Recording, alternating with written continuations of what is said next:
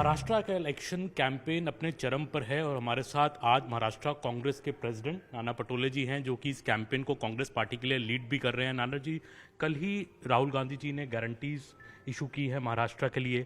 BJP आपकी guarantees पे बहुत अटैक कर रही है। आपको क्या लगता है ये गारंटीज धरती पर उतर पाएंगी इलेक्शन के बाद अगर आप लोग जीतते हैं तो? बीजेपी डरी हुई पार्टी है। महाराष्ट्र से उनकी सत्ता जाने का समय आ गया है और सबसे ज़्यादा डर उनको राहुल गांधी जी का है। राहुल गांधी जी की लीडरशिप को महाराष्ट्र ने एक्सेप्ट कर लिया है, पूरे देश ने एक्सेप्ट किया है और उस डर के वजह से राहुल गांधी जी ही उनका टारगेट रहते हैं। और लेकिन एक बात है कि राहुल गांधी जी ने जो वादे कर्नाटक हो, तेलंगाना में हो, सब राज्यों में जहाँ पे किए और जहाँ सरकार हमारी आई वो पूरे वादे हमने पूरे किए। इनके तरह जुमले हमने नहीं किए। राहुल जी की गारंटी होती है, वचन होता है, और मोदी जी और बीजेपी का गारंटी मीन्स जुमले होते हैं। ये फर्क है और महाराष्ट्र की जनता भली भांति जानती है। हम जब महाविकास आघाड़ी की सरकार हमने जब बनाई थी तब हमने सरकार में आने के लिए हमने किसानों का कर्जा माफ़ करने की बात नहीं की थी, लेकिन पहले ही हमारी सरकार में 19,000 करोड़ रुपए का कर्जा हमने माफ़ किया था।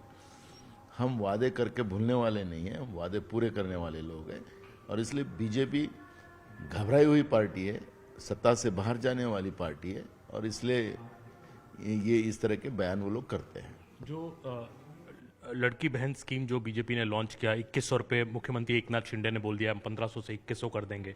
आपने अपने मैनिफेस्टो में 3000 रुपये का आप वादा किया है, तो आपको लगता है ये इसका जो फिस्कल बोझ होगा, बीजेपी इसी को अटैक कर रही है, फिस्कल बोझ बहुत ज्यादा है, इन गारंटीज को पार्टियां पूरी कैसे करेंगी?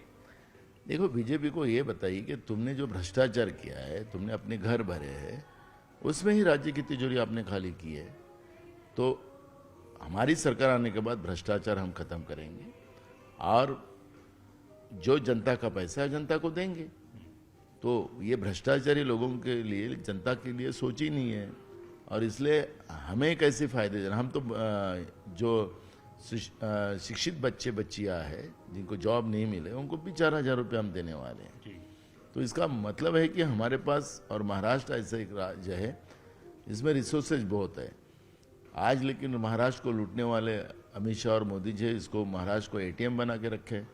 तो इसलिए मुझे लगता है कि महाराष्ट्र में जनता को उनके पैसे वापस करने के लिए कोई फर्क नहीं पड़ेगा और महाराष्ट्र और मजबूती से आगे बढ़ेगा। कुछ लोग ग्राउंड पे हम जब गए, कुछ महिलाएं स्पेशली कहती हैं कि देखिए ये पैसा तो हमें मिल गया, जो 1500 रुपये मिला, कि ये ना हो अगली सरकार आए ये पैसा मिलना बंद हो जाए। वो अब आज हमने डिक्लेयर कर दिया है, तो अब तो हमने 1500 से 3,000 कर दिया है। अब लोगों में, महिलाओं में जाइए तो महिला हमारे बारे में बात करेंगी। जी, एक जो स्टेटमेंट सर मल्लिकार्जुन खड़गे साहब का आया कुछ दिन पहले, उसको बीजेपी ने बहुत उछाला कि कहा गया कि खड़गे साहब ने भी एडवाइस कांग्रेस को दी कि ऐसी गारंटीज मत दीजिए जो हम दे ना पाए, फिस्कल को, बजट को ध्यान में रख के दीजिए। उस स्टेटमेंट को मोदी जी तक ने उसको अटैक किया है। बराबर है, क्योंकि कांग्रेस ये सब सोचती है, ये महत्व की है। हम लोग, हमारे राष्ट्रीय अध्यक्ष जी ने जो सूचना दी थी और उसी आधार पर इसका पूरा स्टडी किया गया था कि महाराष्ट्र में जो भी महाराष्ट्र का अर्निंग है, महाराष्ट्र की जो राज्य की तिजोरी में पैसा आता है वो पैसा जनता के काम में आए और जनता को जाए, और इसका सब स्टडी करके हमने ये योजना कल लॉन्च किया। जी, मतलब गारंटी पूरी होने की गारंटी आप दे रहे हैं, आपकी सरकार आती है? बिल्कुल, हम वचन देते हैं जी। और हम विदर्भ में हैं, जो कि एक कांग्रेस का स्ट्रांग होल्ड भी काफी टाइम से रहा है, आप लड़ भी रहे हैं अपनी सीट से दोबारा। विदर्भ में क्या रहेगा इस बार, क्योंकि लोकसभा में तो आपको खूब मैंडेट मिला विदर्भ से, इस बार कुछ सिचुएशन आपको क्या लग रहा है? कास्ट सेंसस की आप जो बात उठा रहे हैं वो आपको लग रहा है ग्राउंड पे अभी भी काम करेगा?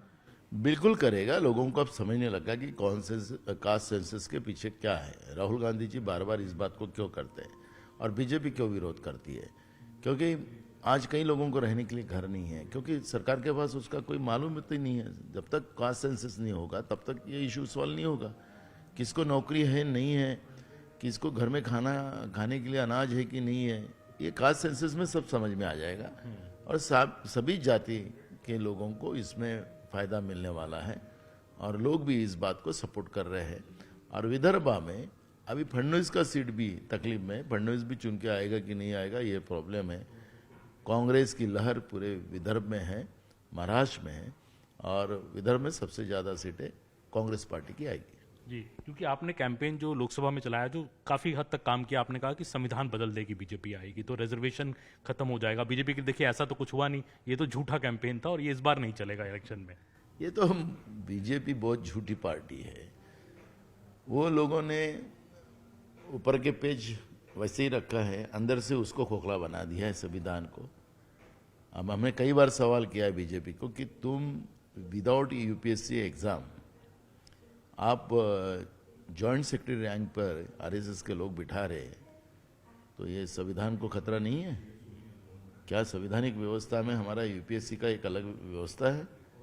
ये इंडियन सिविल सर्विसेज की जॉब जो मेरिट बच्चे होते हैं वो उसमें जाते हैं और वो फिर वो देश के लिए काम करते हैं। लेकिन इन लोगों ने तो जॉइंट सेक्रेटरी रैंक पे लोगों को बिठाया 19 में और 24 में। ये संविधान को ख़त्म करने की व्यवस्था ली है। 100% एफडीआई कर दिया, गवर्नमेंट की व्यवस्था में एफडीआई कर दिया। अभी जो कॉन्ट्रैक्ट बेस पे कर्मचारी लिए जा रहे हैं तो उसमें कोई रिजर्वेशन ही नहीं है। स्कूलें बंद करने का काम इन लोगों ने हाथ में लिया है। तो क्या है कि एजुकेशन और हेल्थ और हमारे मेहनत का हमें फल मिले, ये सब देश के सब लोगों के लिए उनके अधिकार है। ये अधिकार तो बीजेपी ने छीन लिया है, तो बचाया क्या है संविधान में? सिर्फ अब लोकतांत्रिक व्यवस्था से चुनाव सिर्फ हो रहा है देश में, बाकी तो क्या हो रहा है? मुट्ठी भर लोग इस देश में अमीर बनते जा रहे हैं और पूरा देश गरीब होते जा रहा है। तो ये संविधान की अवहेलना बीजेपी नहीं कर रही है। हमने तो कई बार चैलेंज किया है कि अगर मोदी जी अगर हिम्मत है, उनको तुम संविधान की छेड़खानी नहीं कर रहे हैं तो राहुल जी के साथ डिबेट करिए ना, आमने सामने हो जाए एक बार, जैसे अमेरिका में होता वैसा। मैं देवेंद्र फडणवीस को हमारा चैलेंज है कि देवेंद्र फडणवीस आ जाए कि संविधान तुमने कैसा खत्म किया हम बताते हैं। तो वो ऐसे नहीं करेंगे, पीठ पीछे बात करेंगे, पीठ पीछे संविधान को खत्म करेंगे।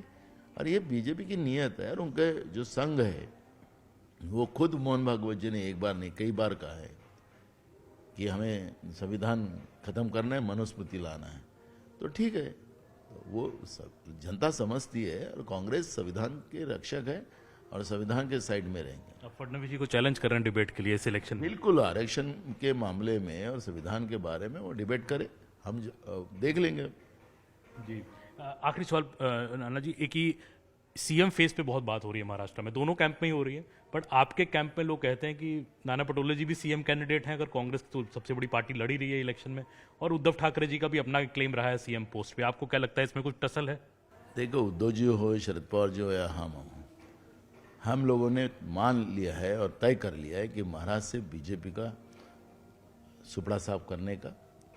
रही सीएम की बात, जो हमारे हाईकमांड सब लोग डिसीजन लेंगे वो हम सबको एक्सेप्ट रहेगा और उसी आधार पे हम लोग महाराष्ट्र में सरकार बनाएंगे। क्योंकि मैं पूछ रहा हूँ कि आपकी पार्टी सबसे ज्यादा सीटें लड़ रही है, तो ऑफ कोर्स फेस तो आप ही हैं। सीट शेयरिंग में हमने देखा आपने काफी मजबूती से कांग्रेस का पक्ष रखा पूरे अलायंस में। नहीं, वो तो सभी पार्टियों के नेताओं ने उस तरह का पक्ष रखा है।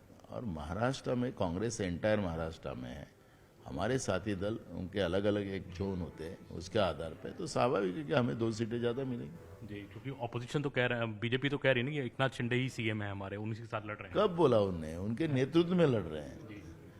उन्हें कहा कि उसके बाद, और अमित शाह जी ने पहले कहा कि हमने दे दिया मौका। तो बीजेपी क्या दिखाने के दांत तो खाने के दांत अलग है, वो भी अपना फेस अभी डिक्लेयर नहीं कर सके। अब फडणवीस उनका सीएम का ये होगा, क्योंकि अब देखते हैं बैनर पोस्टर तो वही दिख रहे हैं कि फडणवीस ही फडणवीस दिखा रहे हैं। तो फडणवीस बीजेपी का फेस है, ऐसा लग रहा है। जैसे आपने कहा कि कांग्रेस का फेस आप हो, तो बीजेपी का फेस तो फडणवीस है। तो आखिरी एक उनके बीजेपी के इस पे बैनर पे कहीं एकनाथ शिंदे का फोटो नहीं दिखता। तो इसका मतलब है कि बीजेपी की चाल जो है तो सब जनता के सामने आ चुकी है। जी, interesting. Nana Patole had challenging Devendra Fadnavis for an open debate in these elections and saying, why is Eknath Shinde missing from the posters of the BJP?